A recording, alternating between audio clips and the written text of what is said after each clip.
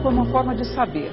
Nosso corpo contém uma memória sensorial que revela a nossa compreensão do mundo em gestos, posturas e expressões. Este bloco do Café Filosófico busca responder à pergunta: o que pode o corpo?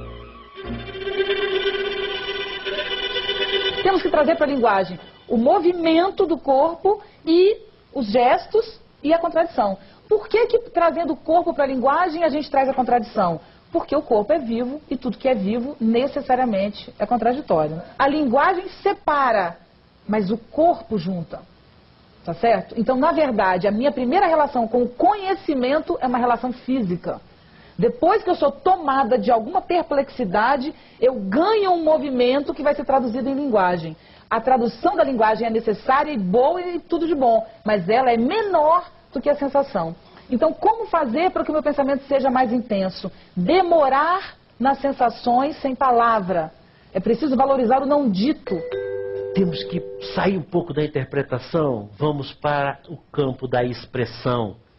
O afeto se mostra na minha expressão, os espaços de expressão são cada vez menores, não é? A gente vai ao teatro para ver, vai à exposição para ver, não é?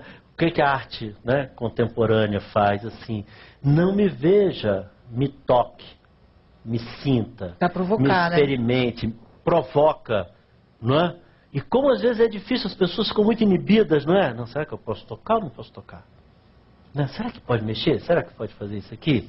Não é? Como é difícil vencer isso e dar forma de expressão para os afetos.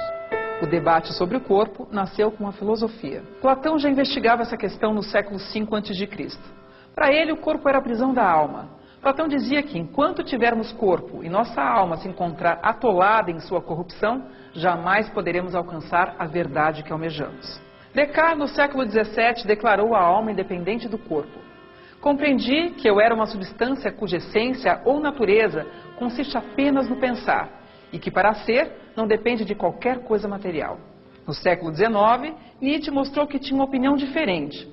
Aos que desprezam o corpo, quero dizer a minha opinião. Tudo é corpo e nada mais. A alma é apenas o nome de qualquer coisa do corpo. Há mais razão no teu corpo do que na tua melhor sabedoria. Se a gente se der conta, sempre que a gente fala de relação, ou muitas vezes que a gente fala da nossa relação com o mundo, com as coisas, a gente fala de espaço, de categorias de espaço. A gente fala, por exemplo, eu quero falar isso frente a frente. Estou falando de uma relação de direção, que é uma categoria espacial, direção. Ou, ele falou isso nas suas costas, falou pelas costas, também estou falando de direção. Ela está por cima, ele está por baixo. Estamos falando de, também, categorias de espaço, em cima e embaixo. Nossa relação está precisando de espaço. Né? Tem pouco espaço. A gente está sempre falando, na verdade, a gente sente, a gente experiencia o mundo pelo corpo. E o corpo está sentindo a todo momento o espaço. Então, essa ideia de que espaço não é uma coisa... Eu me lembro quando eu comecei a dançar, eu achava que espaço era um grande vazio, assim, inabitado. E não é, ao contrário, espaço é o que a nossa experiência faz dele. A gente vai construindo espaço pela experiência. Qualquer espaço pode ser descrito por suas medidas numéricas, de largura, de altura, mas a percepção que temos dos lugares nem sempre é exata e objetiva. Cecília Meirelles escreveu: ando à procura de espaço para o desenho da vida. Em números me embaraço e perco sempre a medida. Se os espaços se constroem com números e medidas, eles também têm para nós uma geometria subjetiva, que depende da forma como percebemos esses lugares e do jeito como desenhamos nesses espaços a nossa vida. O espaço é transformado pela nossa experiência. Mas como? O espaço é uma coisa dada. Como é que ele é transformado pela minha experiência dele? O espaço é transformado pela nossa experiência, assim como o espaço transforma a nossa experiência. A forma como o corpo se organiza em relação ao espaço, revela as experiências, os valores e as escolhas na vida.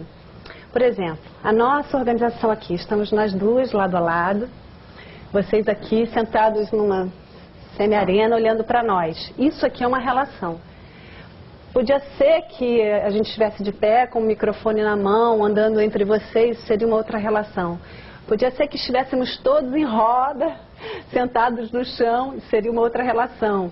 Se fôssemos altos executivos numa reunião, a relação possivelmente seria muito diferente. Estaríamos numa mesa, vocês todos sentados enfileirados em cadeiras. Enfim, as relações, como a gente se organiza espacialmente, fala sobre as escolhas que a gente faz na vida. Você quer mudar alguma coisa na sua vida? Começa mudando a ordem dos móveis na sua casa. Você sabe o que faz a mudança? Né? O que permite?